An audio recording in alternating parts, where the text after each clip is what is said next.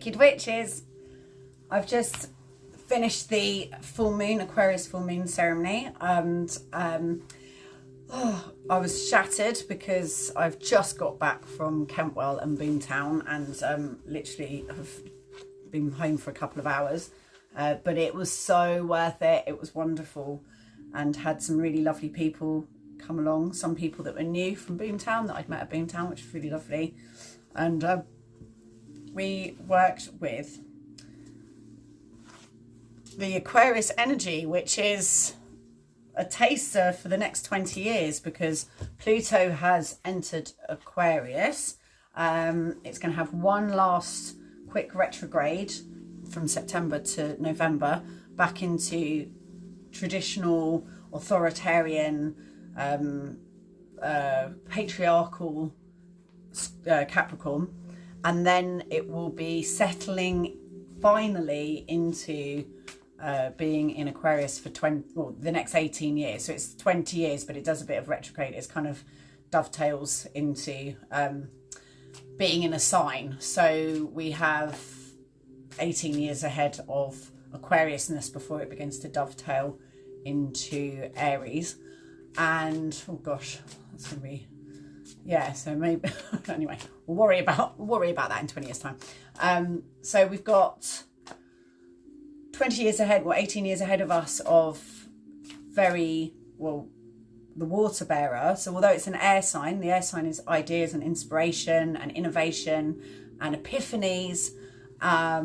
It's very like fresh, like sci-fi kind of energy, very entrepreneurial, but also cleansing and purifying because it's the water bearer. So it's this real fresh, water pouring, cleansing energy. And imagination, and the work that we just did in the ceremony is the same as what I did at Boomtown this year, and I invite you to do as well. So I'll do the meditation with you, and so I think it's important for us to do it.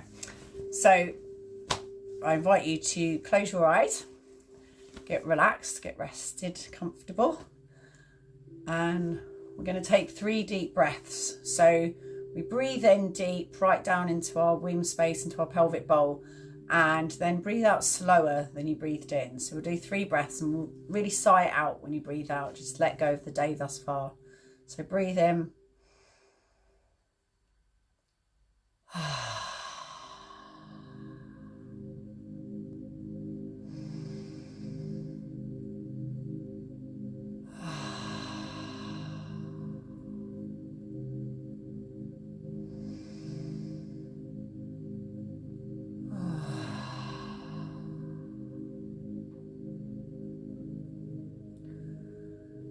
I want to invite you to imagine that you're watching the TV and the news is on and it's full of rioting and war and fear-mongering. Unprecedented horrors are continually unfolding. And you pick up the remote control to change the channel, but it's a cosmic time traveling remote control, and when you press the button it throws you 70 years into the future. And based on what you've been watching on the news, you look around you and you see the world that we are marching towards collectively based on our current trajectory and the behaviours of people, the narratives that we're being sold. And we look around and look at the landscape and how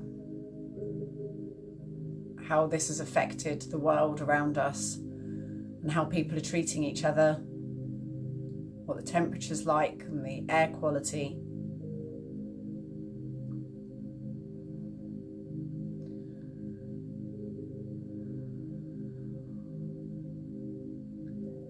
And then you pick up the remote control again and you press another button. And this time it spins you up into the air and you get a full wonderful breeze blow around you and it's full of stars and rainbows, and you land softly in another future. there is the future that you are able to imagine yourself with no limitations. Doesn't have to even be realistic. If you could have anything, what would you want the future to look like?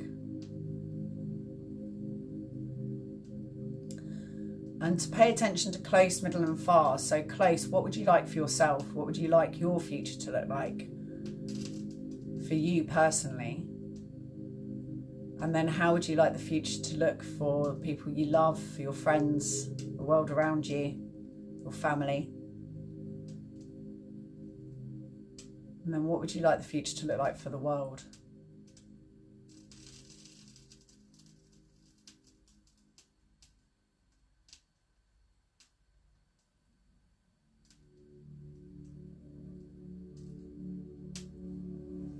And I want you to take the things that you've seen and I want you to put them in your heart.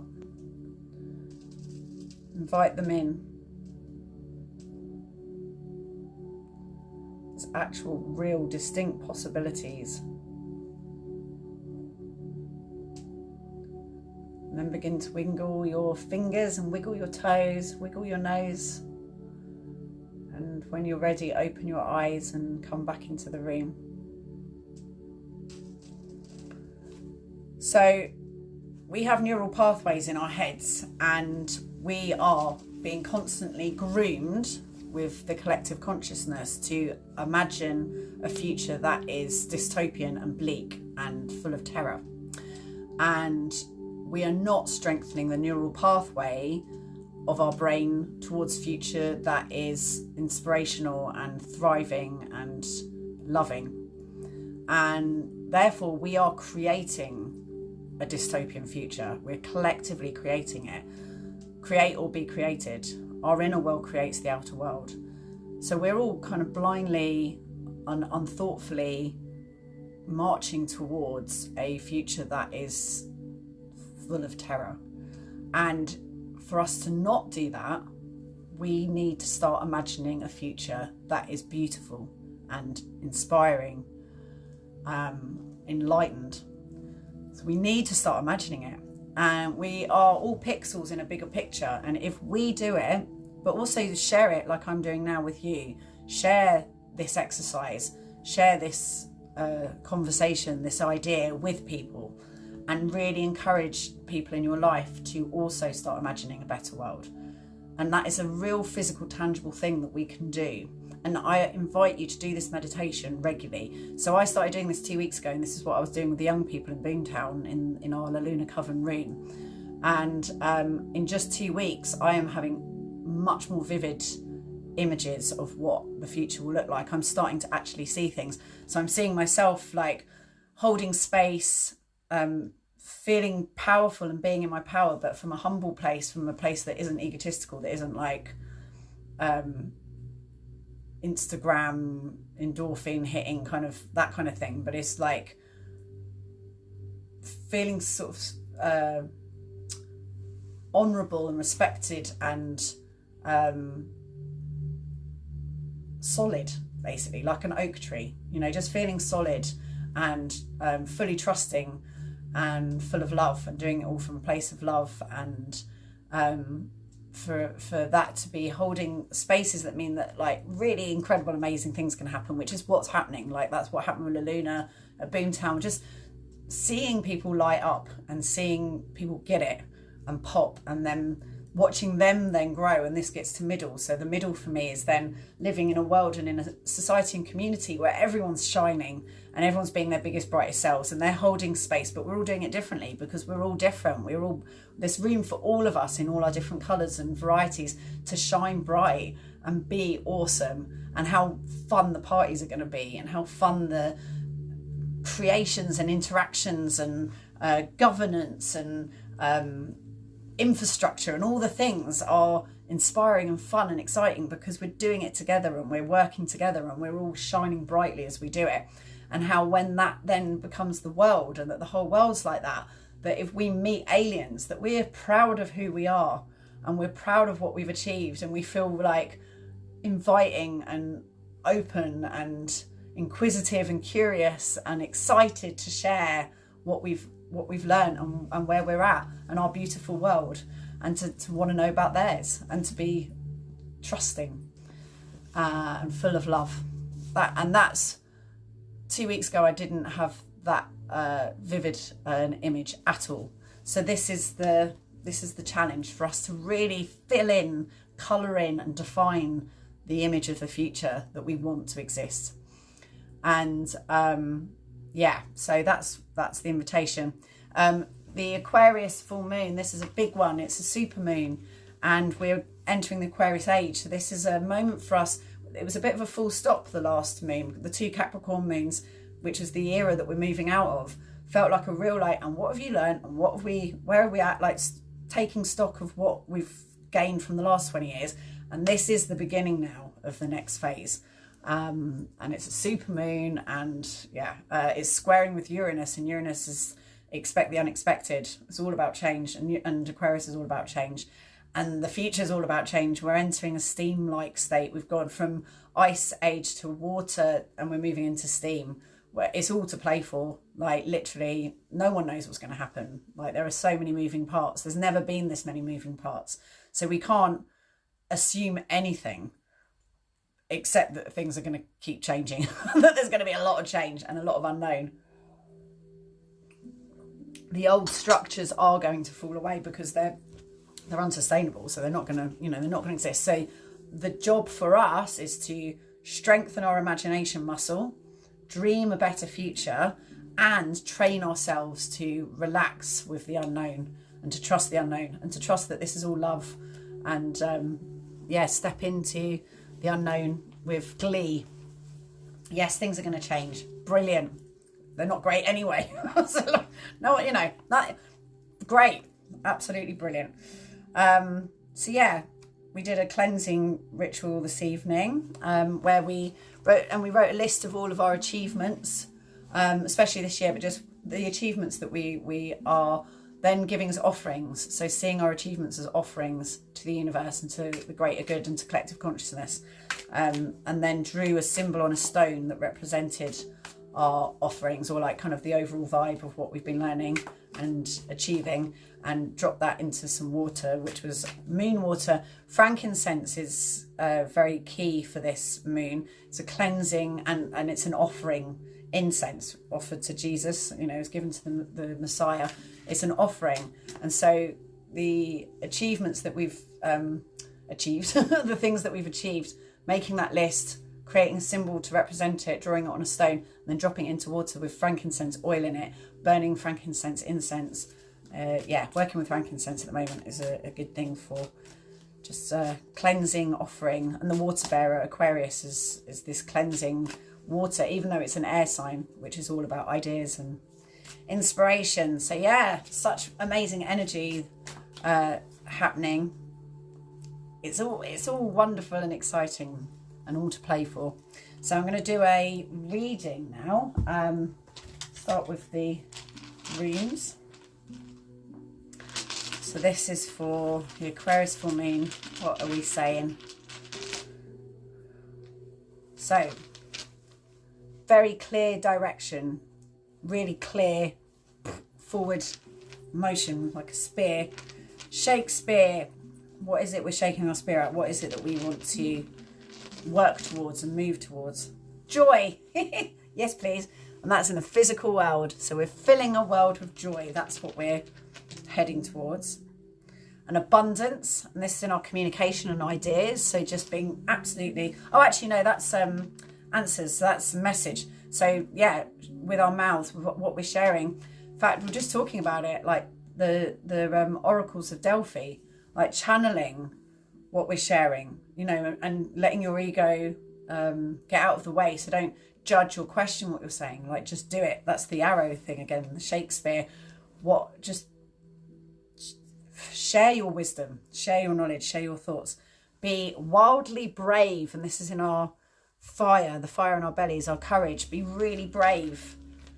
Don't worry about, just get rid of the judgment. Forget about the judgment. Forget about the doing it right. That's a very Capricorn energy, making sure you're getting it right, ticking the boxes, getting the degree, getting the qualifications, all that stuff. This is wild abandon. And then spiritually surrendering. So this is Iwas. So this is about surrendering. This is like the hangman, surrendering, and that's what I mean by us surrendering into turning into steam. Meditate, relax, trust. Don't try and all these other ones are being like very clear and direct, but actually this one, which is the inner world, is not. It's the opposite. It's surrendering. So surrendering to the unknown, trusting the unknown, relaxing with it. And then let's pull some cards. So Queen of Cups. So yes, looking into the inner world. So this is the reflecting on the inner world and inviting in the twins. You see there's a reflection, both the inner and outer. So this is the relationship between the inner and the outer, which I keep talking about. You've got the outer world, the inner world. The outer world's infinite, the inner world's infinite, and this little sphincter in the middle. That's you, that's your ego, your avatar. And when that's untwisted, that makes the Fool. And the Fool is 0. It's the top of the tarot deck. It's the 0. And we have lived in a reality for a long time that's just embraced the outer, and this paradigm shift is bringing back the inner. So it's inviting in the inner twin, and the inner twin doesn't speak, it doesn't have language. So the way you communicate with the inner twin is through metaphor, is through divination. So the reason why you use tarot and runes isn't to tell the future, like you can't do that, but you can have a conversation with your inner world. Which you can't just do, because when you do it with your thinking mainly is just like telling you what to do, and it doesn't help. Like you've got to try and bypass the thinking in order to really feel what it is that you want, like your intuition, your gut instinct, your emotions. You could say all day long, get over him, get over him, or like get over the grief, or like the inner voice, the thinking can be berating you all day long.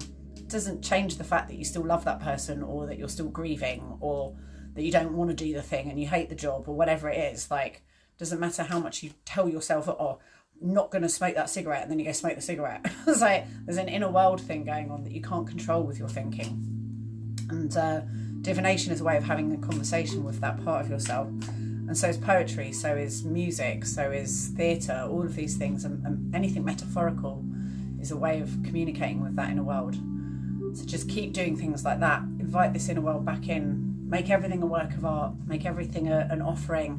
Make everything sacred. Act of worship. So the Prince of Swords, this is very Aquarius energy, is cutting through the bullshit. Just cutting through that does not serve. Which I would say is like, you can see it's almost Capricorn, because there's like pillars and institutional looking building structures that he's standing on, and he's just cutting through it all.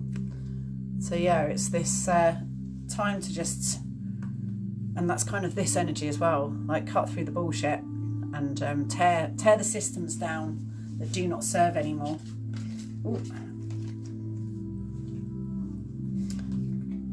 And then this is Leo, and the Leo energy of the sun. And in doing so, this brings us to bright brilliance, to full sunshine. It's leading us towards this. And look here, the twins are united in this image. And it also has all of the astrological signs around the edges. And so that means everyone's at the table. Every characteristic, every human aspect is at the table, and they're all invited.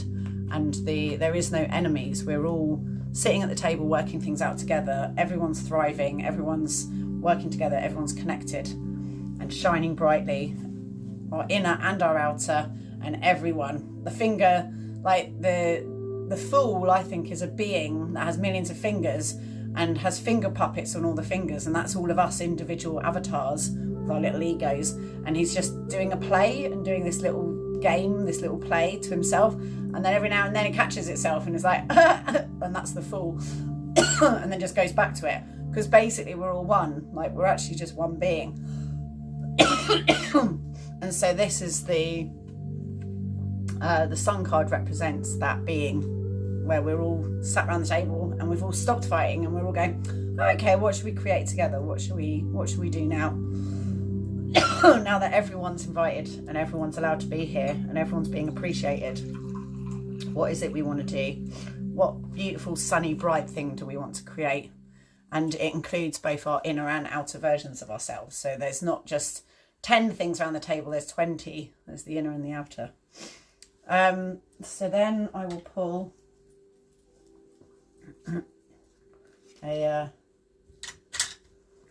little wink from the goddess. So this one's kind of like an arrow from the goddess pointing in a direction. Vision, which feels very apt. So exactly what I was just saying and doing with the meditation. We need to create vision. We need to have a vision of the future in order to make it come into being. And then this is a kind of kiss from the goddess, just a little kiss on the forehead. Pleasure. And this is like the joy card. Like, we should be feeling pleasure from life. This should be a pleasurable, wonderful experience. There is no reason for it not to be. So to create a reality of pleasure. And then I'll pull a goddess card for an archetype.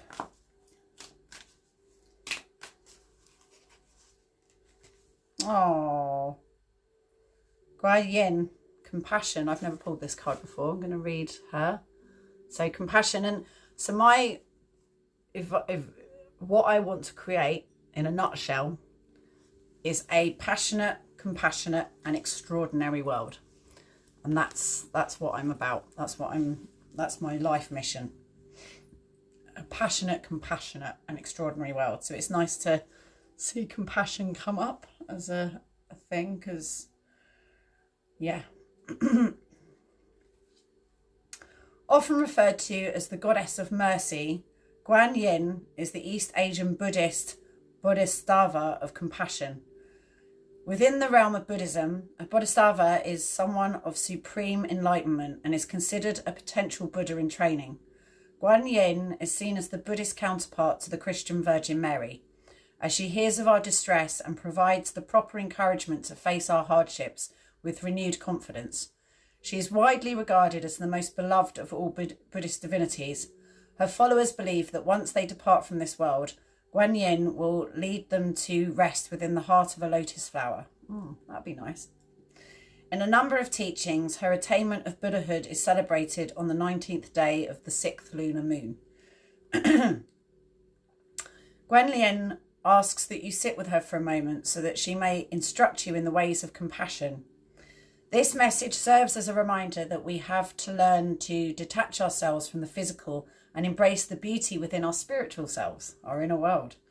Burdens can weigh heavily upon you, and you may have felt yourself become bitter or resentful because of them.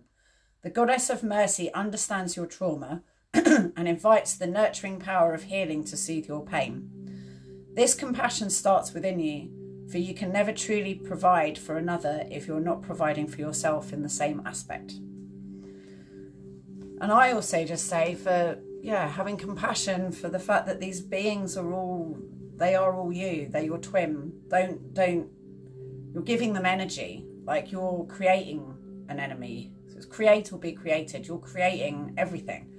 Really trust that. You're creating reality, and you're creating your enemies, and that they are actually just you. You're all just part of one story game that's happening. Like Mario and Luigi are Mario World. Like, we're the game of life. We're all part of it. Like, Luigi is not separate from Mario or Mushroom or the princess. Like, they're all part of that world. And we are too. And we're all part of this world. And this is our story. This is our play. And every character is important and plays a part. So have compassion for, we don't know what crosses people bear. We don't know the reality of people's situations. The thing that I've really learned from living in Sark is that every type of person who I meet here, from billionaires to multi-millionaires, from arms dealers to public school boys to farmers to fishermen to, just loads of different types of people who I never would have come in contact with before living in Brighton, is everyone's funny. quirky, got some mad interest that they've got that's like really unique. They're scared, they grieve, they love, they're passionate, they're compassionate, they're generous, they're kind. Like, they might be doing things or representing things or standing for things that I don't agree with, but that's mainly their bias. What's the word? Confirmation bias. Most of us are basically propagating and following on from what our parents taught us, you know. So it takes a lot for you to break the confirmation bias that you were born with. You have to really realise that you really don't agree with it. And that happens in both directions. It could be that you're brought up by really left-wing liberal parents and that just doesn't work for you, and you need structure and you need tradition and you need organisation, and you go in a completely opposite direction. It happens in both directions. So, but mainly we're born with our confirmation bias, so kind of the product of our upbringing and our surroundings. So you can't really blame people for their opinions. But, you know, there are people with opinions that I really don't agree with who are extremely kind, loving, beautiful people that are my friends. And yeah, for us to find our similarities and our connections rather than always be looking at our separate things, the things that separate us and the things that cause conflict. So yeah, let's keep doing that. Compassion is very important. And also for ourselves, compassion for ourselves. We're all doing our best. So that is this moon, and I hope you are not being too bashed around by the energetics, because there's a lot of crazy shit going on. Mercury retrograde, Uranus is square. Uranus, which is the planet of expect the unexpected, is squaring with this Aquarius, poof, like revolutionary, mad, like all change, unknown, crazy energy. And yeah, Mercury's retrograde. So there's a lot going on.